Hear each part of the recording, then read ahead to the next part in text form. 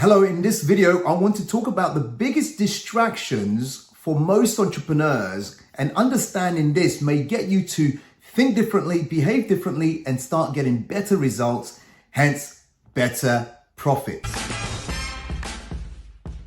Now, before I talk about the biggest distractions, I looked up the word distraction. Now, I really want to understand what distraction is. And for most people, they believe that if you're not being distracted, that means you're focused. Now, the opposite of distraction, in fact, it's not focus. Focus is helpful, but the opposite of distraction is, in fact, traction. Traction. So I looked up this word, and the Latin derivative said it means tractus. It's derived from tractus, that word, and which means to be in alignment, to be going in a certain direction, to be pulled or drawn in a certain direction. And we know as entrepreneurs, that means better, serving our clients better, and being profitable as a business. So if you are not in traction, it means you are being distracted. You are in distraction. So let's talk about the biggest distraction. The 5 biggest that I've done research on is number 1, social media. Well, surprise, surprise. I'm sure you are not surprised at all. Social media is a big distraction for most entrepreneurs. It actually becomes a time when you're very unproductive and you're not moving the right way. Number 2 is email overwhelm. What do I mean by email overwhelm? Well, we know that email is a burden for a lot of people, not only entrepreneurs, professionals as well.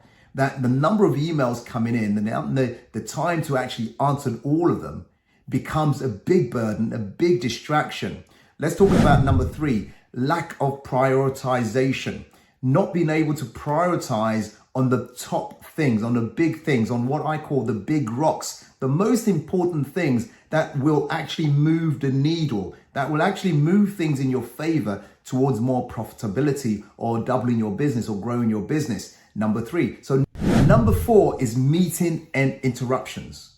Meetings and interruptions. In other words, the various unnecessary meetings that are called and which really could have been done quickly over a phone, maybe. There was some research done which showed that working professionals and entrepreneurs on average are interrupted by 31 hours per month of interruptions and meetings which can be avoided. 31 hours a month for an entrepreneur is huge. What could you do with those 31 hours? Let's talk about then how to stay in traction. What is the opposite of distraction? Traction. So how do we stay in traction moving forward to get the results that you want? If you're like me, then there are so many things that can happen each day. So many things that you have to make decisions on. And if you don't, it doesn't go away. You've still got to make those decisions. And so many hats that you may be wearing. So let's look at 5 things that will help you to stay in traction so you can get better results going forward. Number 1, goal setting. Now you might think, oh, well, I've learned goal setting, it doesn't work. But there's some research showed that those who are setting goals on average achieve them 28% more effectively than those who don't set goals at all. So if you are setting goals, what I will say is this: not just write it down, but actually believe it, live it. So start creating an affirmation around that goal. Repeat it several times a day if you need to. So it's not at the back of your head, but it's actually in the forefront of what you're doing. Set the goal and aim towards achieving it. It'll keep you more productive and it'll keep you away from the distractions. Let's look at number 2. Number 2, I call priority management. Many years ago, I referred to that as time management. But I've become a bit more brighter and realized that you can't actually You can't actually manage time. So number 2 is not time management, but priority management. What are the key priorities for you today to achieve? What are the key priorities this week? What are the key priorities this month? You know, some of our clients in our business growth mastermind, they know every single month they have to set their key priorities. We have a whole dashboard they have to go through, which really helps them to focus on, okay, if these are the priorities for this month in all these areas of my life, okay, let me focus on that, on all these areas of my business. Then, okay, this now is chunked down to the week, is chunked down to the day. Priority management. Number 3, delegation and outsourcing. The work that you need to do doesn't have to be you. You can make decisions, you can be strategic, you can be tactical, but when it comes to actually doing the work, the tasks, if you are smart and clever, then start looking at who else can do this work apart from me.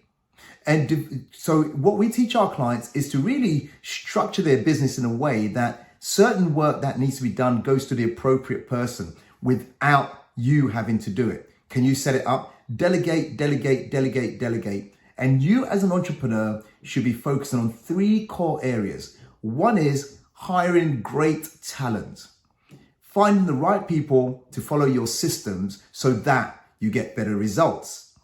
Number 2, you as an entrepreneur should be strategic and have the vision for where the business needs to go. Be strategic and have the vision and drive towards a vision. That's what you should be doing, not all the mundane tasks. And the third thing that you need to be doing as an entrepreneur, about the finance. Do you need to raise capital?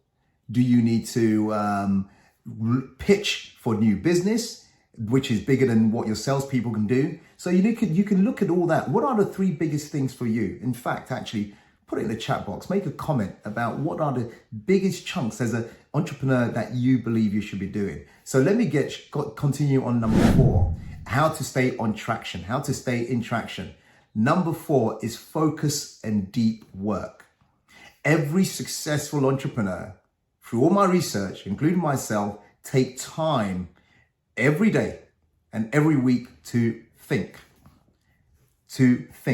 So focus and deep work. What time are you putting aside to focus on a particular thing that's going to make a difference to profitability?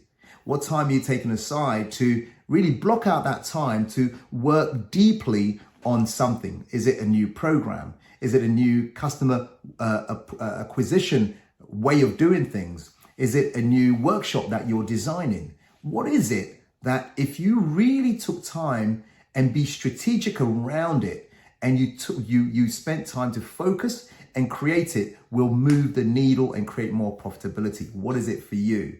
And number 5 is accountability and tracking. Accountability and tracking. What do I mean by that? Well, if there is no accountability, then what happens is we let ourselves off and we procrastinate and we fall into distractions. Accountability says that, okay, what are the key targets? What are the things we need to measure? And who's holding you accountable? Now, if you find yourself ill-disciplined, then get a coach. Get someone who can support you. And I'm saying a coach, not a mentor. A mentor would tell you what to do. A coach will hold you accountable and support you. Hire me, hire my organization as a coach if you need to. But the essence of it is when we are working with clients is help them to create the dashboards with all the numbers that they need to be tracking. And if you're tracking them, all those numbers, and your team are also in alignment with that, you are going to be more in traction and get away from distraction. Now, I'm here to help you. If there's anything I can do to help you to stay in traction, in other words, move towards more profitability, double your business, grow your business without the constant worry about, am I doing the right thing? Should I be not doing this? And if you find yourself not disciplined enough to stay in traction, reach out to me, DM me, let me know. And also, some of you have not taken the business growth quiz. The business growth quiz. So take the business growth quiz, go to businessgrowthquiz.me, businessgrowthquiz.me. What will that do for you? What essentially that will do is it will highlight some areas of your business that you may be falling short on, which may be holding you back. Now, the whole quiz is designed for you to understand which particular area do you now need to focus on to move your business forward, to double your business if you choose to. So it's Mac Hatcham here. Thank you for watching this video. Hey, make some comments, and give us a thumbs up. What did you like about it? What would you add to it? What are some things that keep entrepreneurs distracted? What are some points that I haven't raised that you could raise? Let's get into this conversation.